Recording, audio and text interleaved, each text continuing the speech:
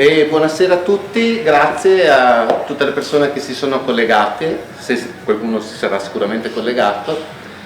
Debuttiamo oggi con i colloqui che faremo con i 9 candidati sindaco e questa sera abbiamo il primo candidato sindaco, Marco Sitran, della lista Sitran. Buonasera a tutti, piacere di inaugurare questo appuntamento che sarà molto importante. Ma grazie, anzi siamo felicissimi di averti qua, anche per noi oggi, questa sera insomma è un momento così di emozione perché c'era un po' di aspettativa dietro questa nostra iniziativa e quindi Marco fra un po' ti accomoderai qui in questa bellissima poltrona rossa con Maria Laura Faccini.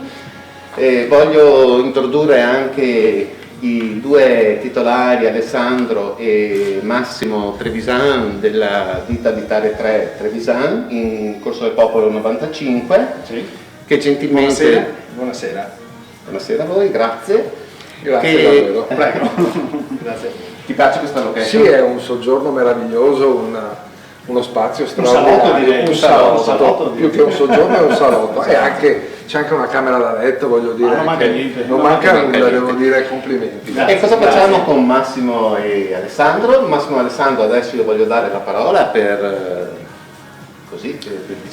carineria. E siamo onorati di portare avanti questa cosa, per ospitare, lavoriamo a Mestre, siamo qui a Mestre sempre e quindi nel nostro piccolo vogliamo dare un po' di contributo a queste elezioni future. Complimenti, elezioni balneari con i Covid, il distanziamento sociale, quindi sono sicuramente delle elezioni molto particolari che danneggiano ovviamente i piccoli, i civici che vogliono organizzarsi contro i grandi potentati. Esattamente. Purtroppo è così. Però faremo anche questo. Facciamo anche questo. Nel frattempo, con l'occasione, un piccolo pensierino. Grazie, per lei. Grazie davvero. Grazie. E niente. Grazie. In bocca al lupo, sicuramente. Grazie Marco, tu ti puoi accomodare lì. Grazie mille. Grazie anche a voi, veramente, vi ringrazio pubblicamente, grazie. Io mi accomodo qui.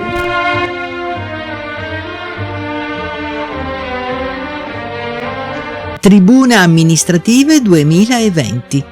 Maria Laura Faccini di Mestre Mia dialoga con i candidati sindaco al Comune di Venezia.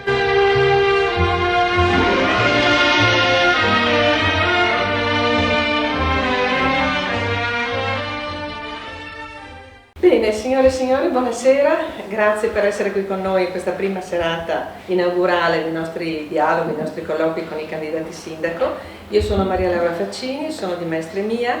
Mestre Mia è un'associazione di notevole importanza qui a Mestre perché conta molti soci fisici e anche circa 11.500 persone che ci seguono nel gruppo privato. Mestre Mia è un'associazione che è nata qualche anno fa con il forte intento di promuovere la mestrinità e far capire quanta storia ci sia alle origini di Mestre e quanto importante sia il suo valore, anche se purtroppo da molti invece viene mortificata letteralmente. Io saluto e ringrazio Andrea Sperandio, che è presidente di Mestre Mia, che ha avuto la bella idea di mettere in atto questo format e ha gestito tutta la parte organizzativa di questi incontri.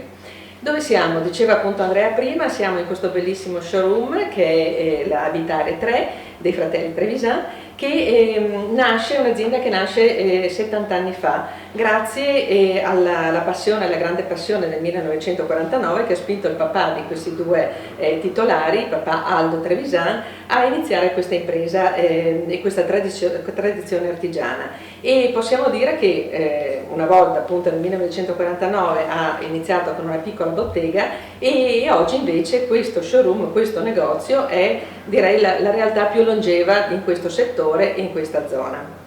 E quindi ringrazio tra l'altro appunto i 2 fratelli Trevisan per la grande disponibilità che ci hanno dimostrato quando abbiamo chiesto loro di poter svolgere questi incontri in questo bel salotto, perché effettivamente è un salotto bellissimo. Tra l'altro quest'anno si festeggiano i 90 anni della produzione della bellissima poltrona Vanity Fair, sulla quale, che adesso non vedete, ma che sulla quale si siederanno tutti i candidati sindaco, quindi abbiamo anche un bel luogo proprio per ospitare i nostri candidati.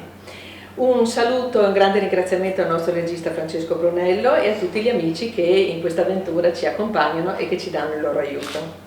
Perché questa maratona, questa iniziativa? Perché già nei primi mesi del 2020 e anche durante il periodo del lockdown, molti dei nostri amici, coloro che ci seguono nel nostro gruppo di Facebook, cominciavano a intravedere qualche accenno, diciamo, di campagna elettorale da parte di alcune persone che adesso sono anche candidate e si chiedevano che posizione avrebbe tenuto Mestre Mia. E allora, per non scontentare nessuno, appunto abbiamo pensato, anzi Andrea ha pensato, di avvertire tutti che in prossimità delle elezioni ci sarebbe stata un'ampia vetrina in modo che potessero essere tutti soddisfatti e anche tutti in grado di poter operare una scelta ponderata rispetto al voto da operare, appunto.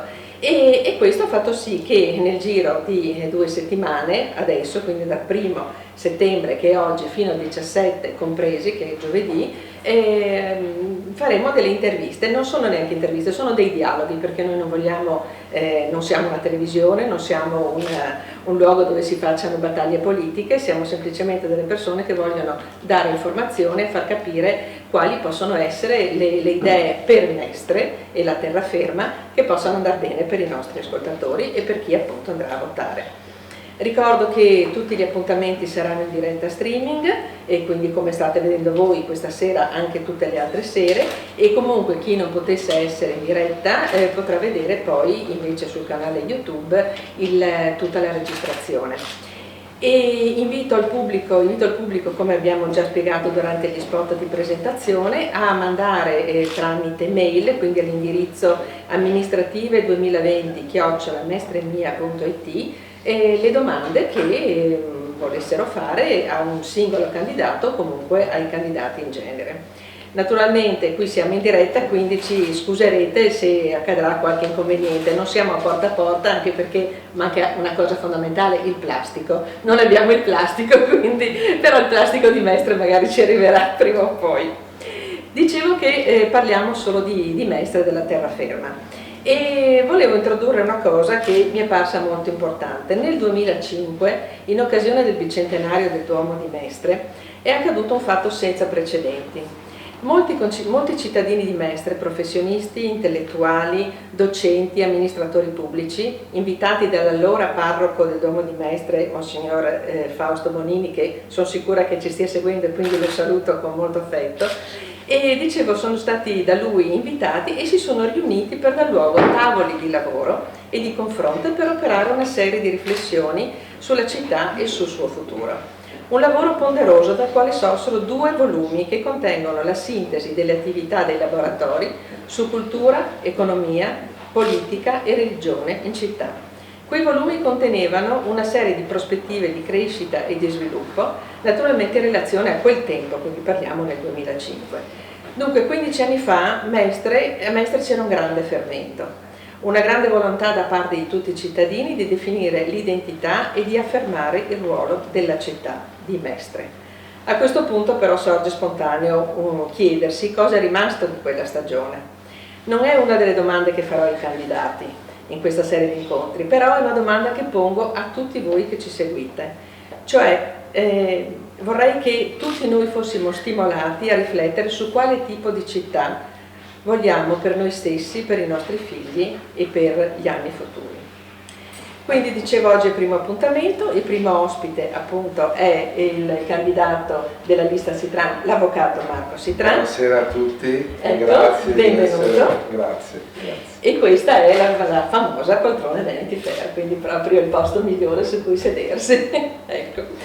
E direi 2 parole sull'avvocato, quindi un piccolo profilo che naturalmente è indicativo per le persone che non dovessero conoscerla. Nato a Venezia nel 1967, di professione avvocato, con studi a Venezia e a Bucarest, nei quali si occupa di diritto civile, commerciale e internazionale. professore a contratto di master post-universitari sulla internazionalizzazione, questa è una bella della diretta, delle imprese italiane e organizzatore di un vertice economico bilaterale Italia-Romania con la partecipazione dei massimi vertici della politica italiana e romena, in collaborazione con l'ambasciata romena e Ernst Young. È anche autore di 6 libri fotografici che lui ha fatto dal 2009 al 2018. Come è noto a tutti, l'avvocato Sitrani è stato promotore e primo firmatario del progetto di legge regionale di iniziativa popolare per la creazione dei comuni di Mestre e di Venezia Insulare. E questa è storia recente. Ecco. Bene, e quindi io potrei, se per lei va bene, cominciare a fare il nostro dialogo. Come le sembra, una cosa per smorzare un attimo l'emozione, come le sembra questa campagna elettorale? Cosa le sembra nel complesso? La gente è interessata a capire, a conoscere? Le sembra diversa dalle campagne elettorali precedenti? Unica, direi, un'elezione balneare col distanziamento sociale per la pandemia Covid, quindi la gente è sempre meno interessata alla politica, soprattutto i giovani, gli anziani, e questa situazione ha sicuramente agevolato i potentati elettorali, chi è già al potere, chi abusa di posizioni dominanti. Chiaramente le forze civiche sono svantaggiate sia per i tempi che per le circostanze. Grazie. Nel suo programma che ho letto, parlando di Mestre, lei auspica l'attivazione delle potenzialità per divenire il cuore pulsante di una città metropolitana aperta a Padova e a Treviso. Ci può spiegare questo concetto? Beh, è un concetto semplice. Il comune si chiama Venezia, ma attualmente dovremmo chiamarlo il comune di Venezia o di Mestrezia, perché si continua a confondere e a omologare, voglio dire, in senso amministrativo, due realtà che sono interconnesse ma completamente diverse. Una si muove sull'acqua, ha una storia importante, una si muove su ruota, su gomma, e ha una storia altrettanto importante. Ecco, Mestre dovrebbe smetterla di scimmiottare Venezia, e questa amministrazione ce l'ha messa tutta per spingere l'acceleratore sulla monocultura turistica e sul turismo di massa. Sono esempi fisici eclatanti, sono i nuovi alveari low cost in stazione, e il Covid, la pandemia che stiamo tuttora vivendo, ha dimostrato che anche Mestre sta subendo un colpo di grazia, perché la metastasi del turismo di massa, che ha attecchito a Venezia e l'ha praticamente disintegrata, sta portando i suoi effetti nefasti anche su Mestre. Perché Mestre dovrebbe ritrovare una sua dignità, una sua identità? Perché ha un potenziale straordinario, è ancora una città rispetto a Venezia, perché ancora qua la gente vive e non c'è quel turismo ossessivo che confonde le idee ai cittadini, e abbiamo un'occasione straordinaria che è quella della città metropolitana, che attualmente è chiusa in un cassetto, ma nel momento in cui si riuscisse ad eleggere a suffragio universale diretto gli organi della città metropolitana, Mestre sarebbe il cuore di questa città. Ha una vocazione commerciale, direzionale, potrebbe essere anche un grande centro finanziario che si affaccia in laguna, e comunque i suoi interlocutori più ideali, più confacenti sono sicuramente Padova e Treviso, quindi assolutamente per una vocazione commerciale, imprenditoriale, di servizi, quindi ha una grande fortuna Mestre, perché tanto si affaccia in laguna, è l'avamposto in laguna di Venezia, e ha una rete ferroviaria e una stazione che è la 8ª, 9ª stazione in Italia, ed è la 17ª città per popolazione in Italia, eppure è frazione di Venezia. Ecco, io ritengo che sia nel bene di tutti dare autonomia, secondo me addirittura a 3 realtà. Adesso chiederemo ai Margarotti cosa vogliono fare, però il mio programma è più di una città metropolitana, e invece che potenziare, per carità, le municipalità che sono state esautorate dei loro poteri, io cercherei di ridare dignità a 3 realtà urbane che sono, ripeto, interconnesse, ma con le loro esigenze e con una necessità di un'amministrazione di prossimità. Infatti la mia seconda domanda è questa: ci può illustrare la sua idea di organizzazione di governo per macro area per quanto riguarda Mestre e la terraferma, cioè gestione amministrativa, ristrutturazione del bilancio. Come ne beneficerebbe Mestre? Beh, innanzitutto noi proponiamo nelle more del procedimento anche di divisione del comune. Ricordiamo che c'è un ricorso al TAR che io ho promosso in qualità di primo firmatario del progetto di legge regionale per la creazione dei due comuni di Mestre e Venezia. C'è un ricorso al TAR perché hanno imposto il quorum i comandanti in regione della Lega, un quorum che in un referendum consultivo non esiste a mio parere, ma anche per una giurisprudenza consolidata della Corte Costituzionale. Doveva esserci l'udienza il 6 di giugno, però con le elezioni in corso, con la campagna elettorale, si è preferito posticipare, però detto questo c'è anche la possibilità di poter ritornare alle urne con il referendum, perché io ho posto dei problemi che verranno ovviamente decisi dalla giustizia amministrativa. Ma qual è la governance che io ritengo sia ottimale per questo territorio? Allora, Mestre deve avere la sua identità. Noi proponiamo un pro-sindaco che deve essere ovviamente un mestrino, perché per noi è impensabile governare una città senza amarla e conoscerla e viverla, cosa che invece succede purtroppo a Venezia, perché tutti, soprattutto dalla campagna, non i mestrini ma i campagnoli, hanno questa diciamo, pretesa di sfruttare Venezia ulteriormente, di governarla senza conoscerla. Quindi noi proponiamo una amministrazione che abbia dei prosindaci, quantomeno per Mestre, e anche dei bilanci, dei prospetti di bilancio separati per entrate e allocazione di risorse, perché sono ovviamente realtà che hanno esigenze diverse e bisogna già partire da subito con la prossima consigliatura a dare risposte concrete partendo da bilanci separati, da un prosindaco che amministri per conto del Comune di Venezia una realtà straordinaria come quella di Mestre, che ha bisogno di un'amministrazione di prossimità.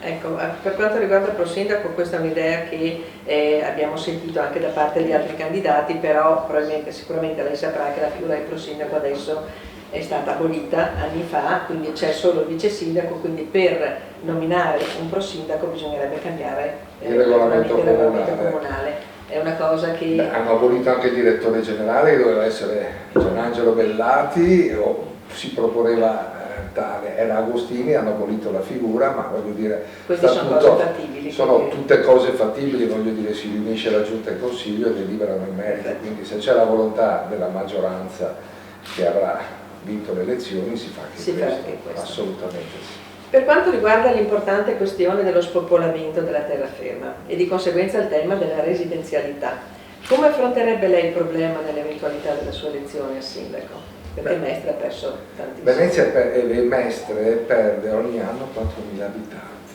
che è una cifra spropositata, Venezia 1.000, quindi credo che il primo segnale di una città che perde i suoi abitanti, se la gente se ne va magari ad abitare nei comuni limitrofi, è perché non è più ospitale, la qualità della vita non è quella che si attendono i cittadini.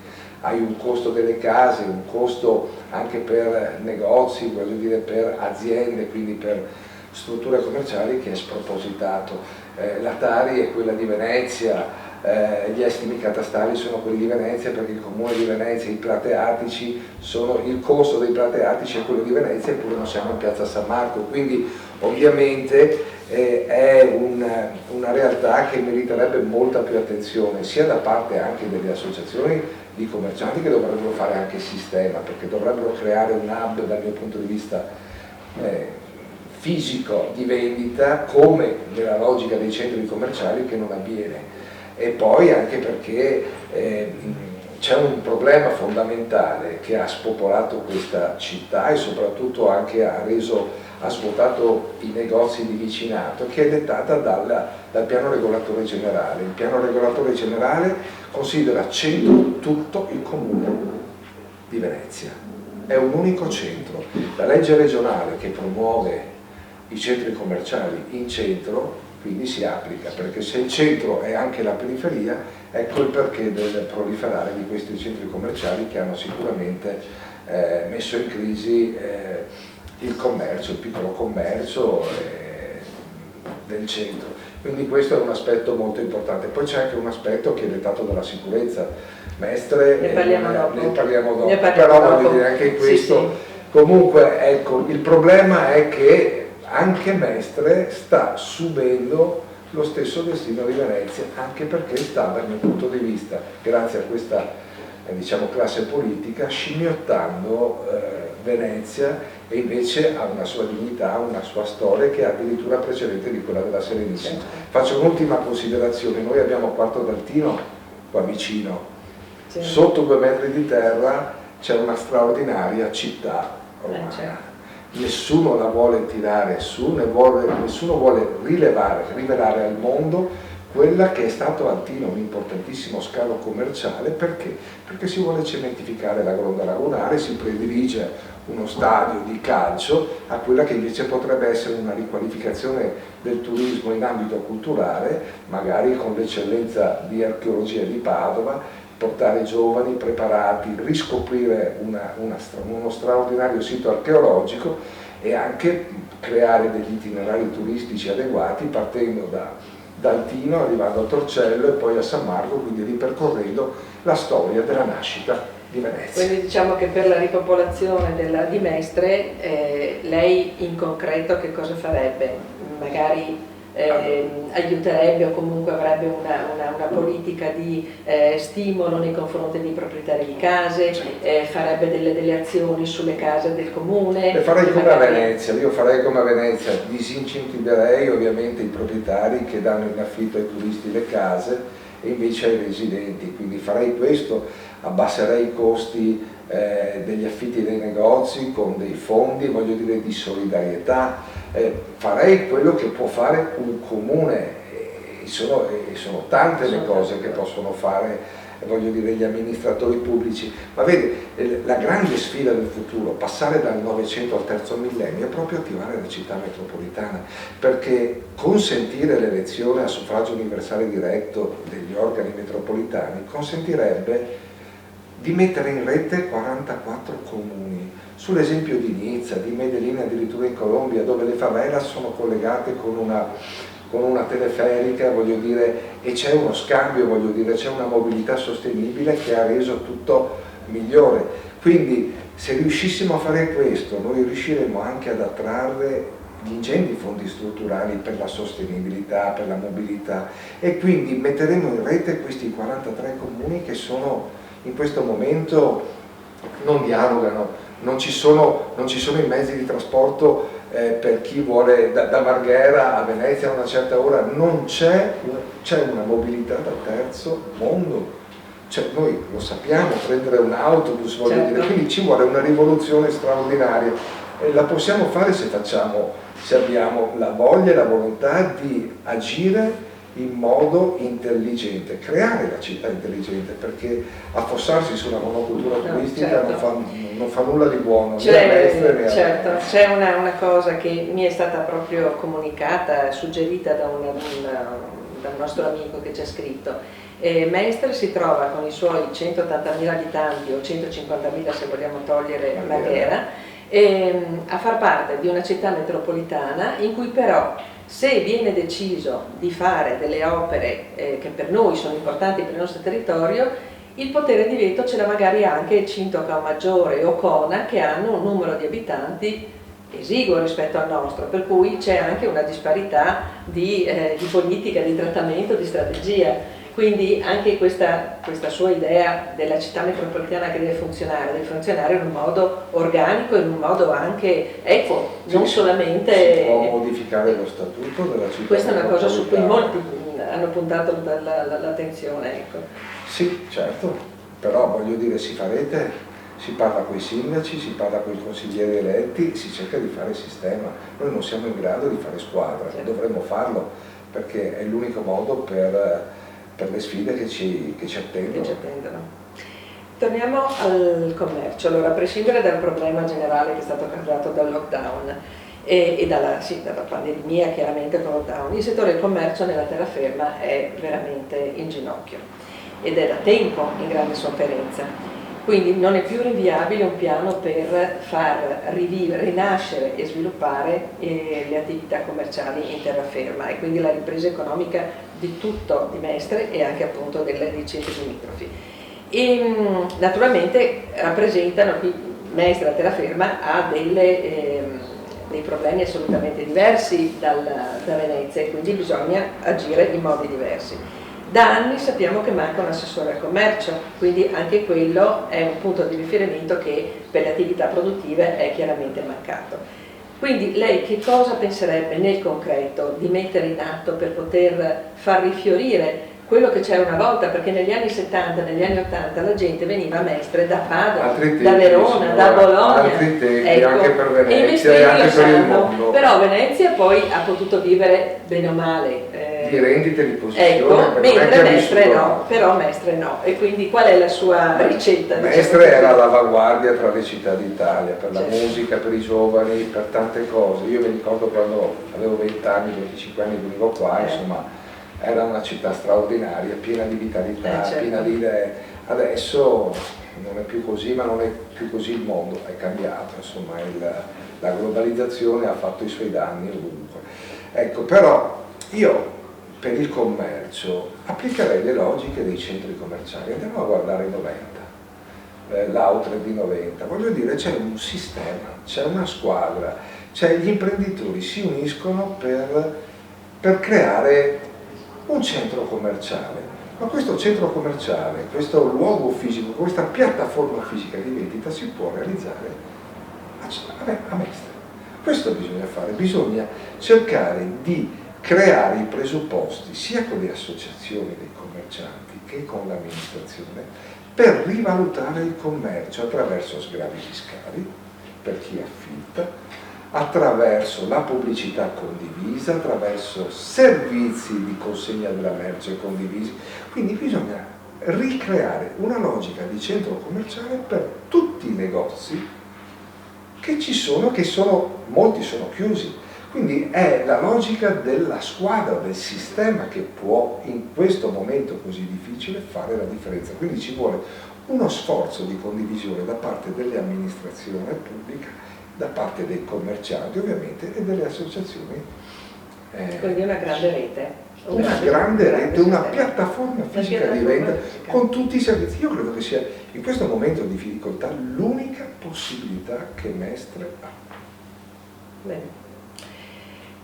Torniamo alla sicurezza, quindi anche negli ultimi giorni Mestre è tornata alla ribalta delle cronache per il grave problema della delinquenza, del degrado in generale e dello spaccio in particolare, del consumo di droga in particolare.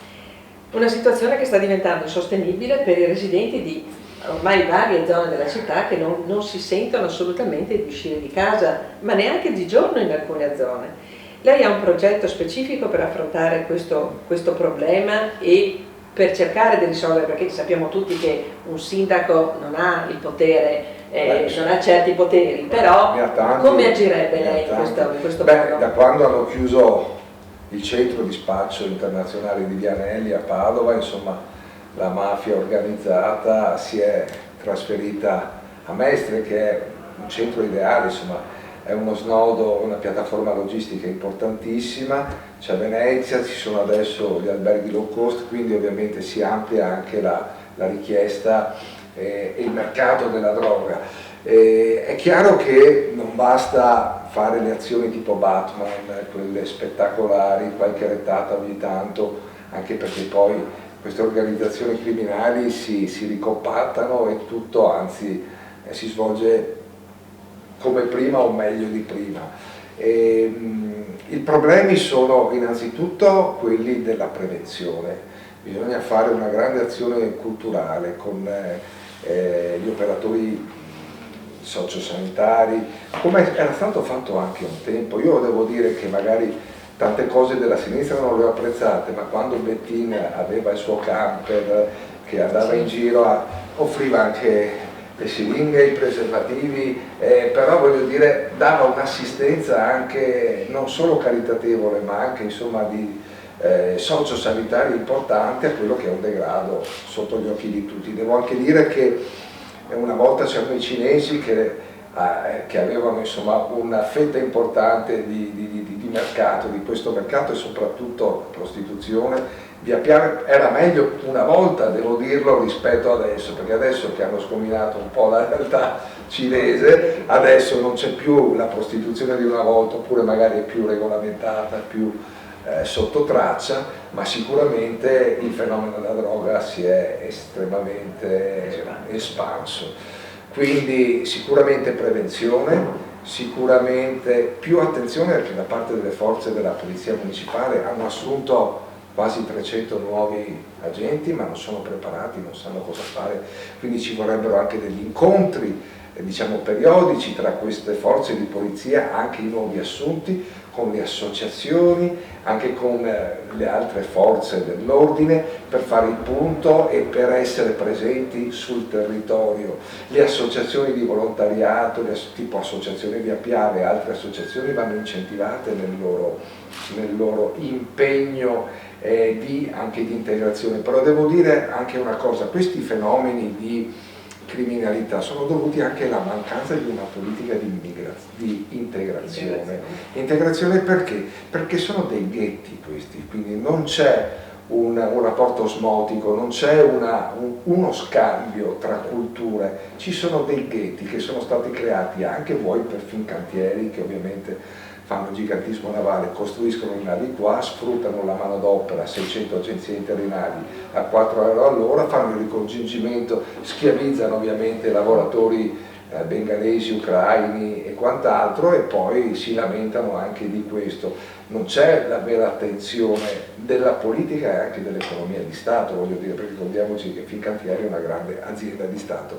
Però oltre a questo, voglio dire, ci vogliono delle azioni importanti da parte dell'amministrazione pubblica. Una di queste è anche l'informazione dei diritti politici attivi e passivi che hanno le comunità straniere presenti qua. L'amministrazione Brugnano in particolare non ha informato le comunità dei loro diritti. Hanno pubblicato sul sito del comune una deadline, no? Entro il 10 di agosto dovete presentare l'iscrizione alle liste elettorali, se no tanti saluti. Io avevo nella mia lista una scrittrice spagnola, adesso non parlo di emarginazione, ma una grande scrittrice spagnola, Eugenia Rico, che lei pensava che con la carta d'identità e la registrazione del proprio contratto di residenza fosse automaticamente iscritta alle liste elettorali.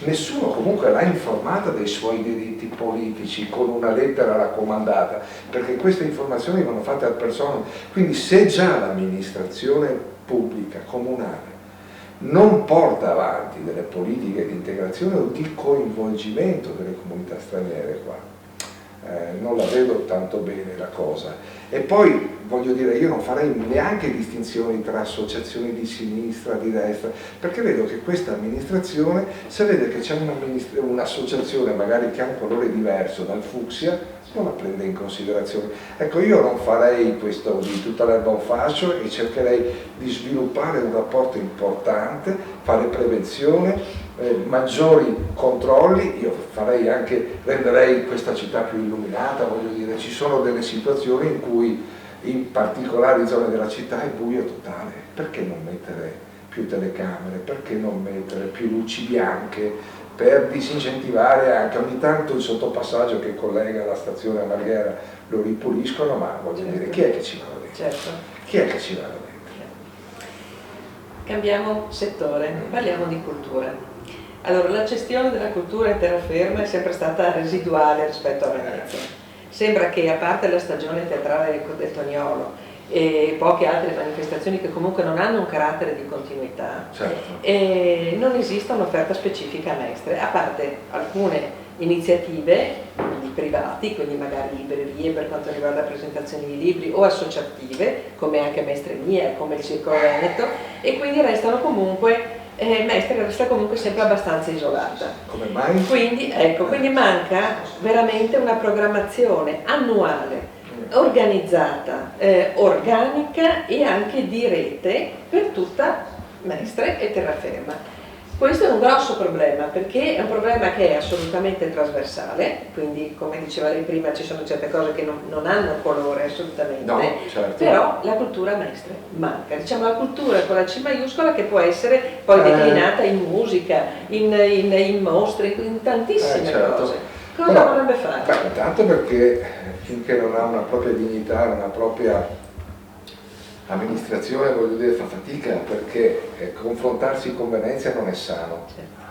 Per Mestre non è molto sano, diciamoci la verità. L'M9 no, è stato un ennesimo, voglio dire, sì, c'è l'M9 chiuso. un M9 chiuso, perché è stata un'operazione ideologica, no? In cui si voleva portare il concetto culturale veneziano a Mestre. Innanzitutto bisogna anche dire che la stessa Venezia non è più uno spazio di produzione culturale, ma uno spazio di esibizione culturale, quindi è un contenitore dove qualcuno che non è di Venezia viene a farsi bello, e a Venezia non rimane nulla. Non abbiamo neanche quello. Non avete neanche quello, ma non dovete guardare a Venezia, voi dovete guardare alla vostra storia. Perché non c'è un museo appunto, della storia di Mestre? Dipende da quale amministrazione, da un'amministrazione che non è neanche di mestrini veneziani. Ma l'abbiamo detto, sì, è una storia che non conosciamo molto è una bene. Storia che viene allora, l'università adesso hanno fatto delle sezioni universitarie in via Torino, certo. Perché non farla all'M9? Perché non portare in centro anche l'università come a Venezia? Voglio dire, non ci sarebbe nulla di male, voglio dire, che quel contenitore vuoto che era un fallimento annunciato, che è l'M9, perché non si fa un centro universitario? Questa è un'idea che è venuta a molti. Perché sì. no? Ma voglio dire, ci vogliono dei geni, però ci sono delle resistenze da ci parte sono di delle molti resistenze, veneziani. ma voglio dire, avere degli studenti anche da tutto il mondo che fanno rivivere il centro di Mestre, a me non darebbe fastidio, non so a voi, dobbiamo solo rapportarci con turisti magari della peggior specie come in questi tempi, o riscoprire anche nuovi abitanti, anche temporanei, perché Venezia ovviamente ha un'università e magari gli studenti stanno 4-5 anni e spesso non trovano lavoro e se ne vanno via, quindi dobbiamo ripensare questo. Ma se i mestrini continuano a considerarsi, voglio dire, quando vanno all'estero dei veneziani perché gli fa comodo e poi piangono il morto in altre situazioni, questo non va bene. Diciamo che l'amministrazione... Mestrini, dovete avere la forza di salvare voi stessi e di salvare Venezia, perché questa unione che deriva dal 1926, no? Il nome di Porto Marghera, perché ricordiamocelo tutto, Volpi, Gaggia e Cini cosa volevano? Volevano estromettere il comune di Mestre e altri comuni limitrofi come Favaro, Chirignago e Zellarino dalla gestione del consorzio industriale di Porto Marghera. Loro avevano fatto i loro conti. E questa è la situazione. Adesso tirate fuori voi un po' di forza, però non l'avete dimostrata con referendum. Siete stati molto deludenti. Lei ci dica che cosa farebbe per Mestre e terraferma dal punto di vista della cultura, come la vorrebbe impostare? Cioè, solo cultura o cultura dell'innovazione? Perché quale cultura? C'è anche la cultura, voglio dire, legata a che cosa? Perché allora veniamo alla mia domanda successiva, che può essere sicuramente unita a questo discorso, cioè il fatto di gestire e amministrare la città anche con il mezzo delle municipalità, nel senso con organi di primo raccordo democratico che possano agire non in sostituzione con l'amministrazione, diciamo, generale, ma in supporto, e portare quindi anche le istanze minori. Alcuni suoi diciamo, colleghi candidato sindaco sono per questo, diciamo, io sono per i consigli di quartiere che erano molto più vicini. Quindi lei è per i consigli di quartiere? Io sono per i consigli di quartiere che costavano zero, adesso le municipalità che sono azzerate nei poteri costano comunque tanto e sono un sistema politico clientelare. Però è previsto? Cioè, è previsto per le città, l'istituzione municipalità è prevista per le città oltre fino ai 250.000 abitanti, oltre i 250.000, siamo 260.000, mancano 10.000. Padova le aveva, poi è andata sotto, adesso non le ha più, però il decentramento funziona molto meglio che a Venezia, allora perché comunque il comune sa incentivare il rapporto parte tutto dalla gente, cioè, certo. Voglio dire, Baretta, che è candidato sindaco del PD, dice sì, rafforziamo le municipalità, diamo le deleghe dello sport, sì, non solo lui, e del sociale. Ma cosa cambia? Che cosa cambia sostanzialmente? Diamo dignità a 3 realtà diverse, voglio dire, diamo forza a 3 città che hanno esigenze diverse. Basterebbe attivare la città metropolitana o basterebbe che al prossimo referendum, che dal mio punto di vista si rifarà, forse le cose cambiano, la gente forse finalmente capisce qualcosa, perché io ti dico, conto molto su Mestre, perché Mestre è ancora una città, Venezia è morta e va in qualche modo ricostituita, ma Mestre non è ai livelli di Venezia. Non pensate al turismo, pensate a qualcos'altro, perché Padova non pensa al turismo, sì, avrà Sant'Antonio, va al pellegrinaggio di Sant'Antonio, ma c'è un'eccellenza universitaria che potrebbe avere anche Mestre. E poi voi siete in una posizione strategica invidiabile, siete al centro di una piattaforma logistica che nessun'altra città in Italia ha. Certo. Qual è siamo consapevoli. Tirate fuori, certo. Tirate fuori il coraggio che non avete tirato fuori da quasi 100 anni. Fatelo per voi soprattutto, e così facendo salverete anche Venezia. Si potrebbe veramente creare, ripeto, la grande città intelligente, il laboratorio dell'umanità. Pensiamo solo a Marghera, trasformarla in una Silicon Valley o in una cittadella del cinema.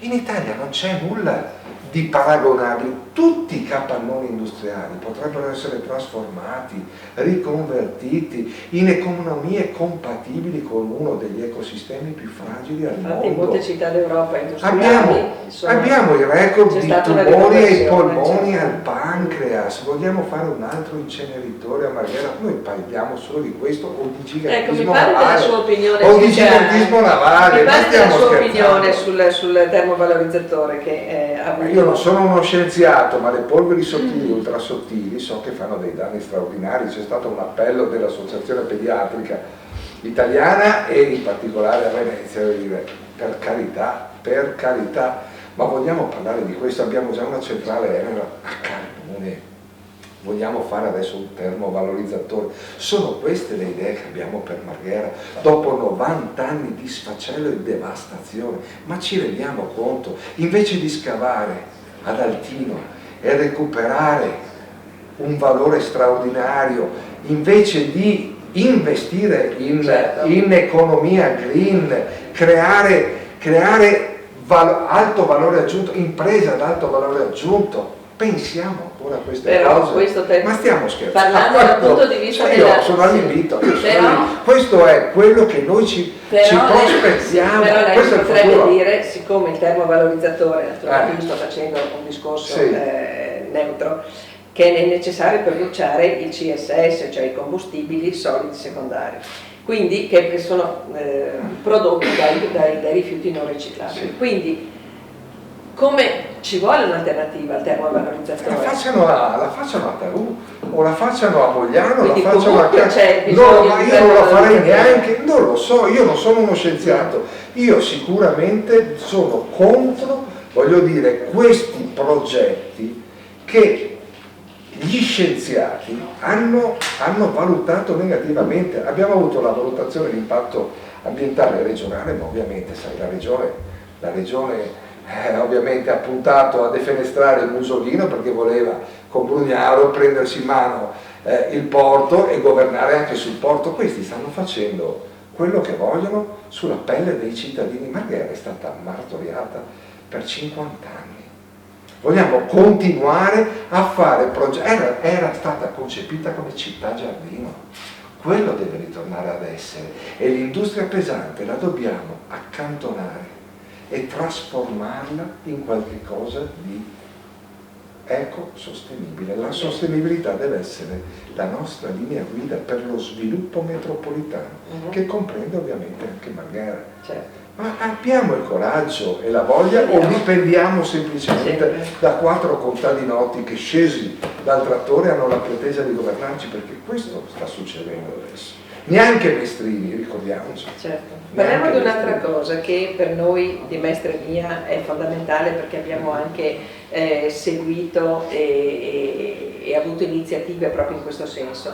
La storia di Mestre, quindi quello che è tutto il nostro passato, che è antico, che è rilevante, quindi lei nel suo programma, quantomeno se lei diventasse sindaco, cosa penserebbe? Quali iniziative prenderebbe per recuperare questo valore storico di Mestre? Per esempio un museo di Mestre, la riqualificazione di molti siti che sono anche vincolati, la gestione organica di forti trincerati. Io cercherei di recuperare i forti, di metterli, di riqualificarli, di ristrutturarli, a parte Forte Marghera che mi dicono che architetti, io l'ho vista, c'è stato un restyling, ma non proprio, voglio dire, un ritorno, voglio dire, una restituzione, ecco, è stato fatto qualcosa un po' così, l'antica posta di Piazza Barche, voglio dire, è stato il nostro argomento cruciale. Perché non valorizzare quello che è il patrimonio storico di Mestre? Voglio dire, hanno distrutto tutto, cioè ci ricordiamo che il Parco Ponci e Villa Ponci in qualche giorno scomparvero, no? Certo. Voglio dire, in una notte, il sacco di Mestre, il sacco di Mestre, Favaretto Fisca, insomma quello che è stata la grande speculazione edilizia degli anni 50, senza un piano regolatore. Ricordiamoci che Mestre nel 1934, nella mente degli amministratori dell'epoca, doveva rimanere un sobborgo pieno di verde con grandi boulevard.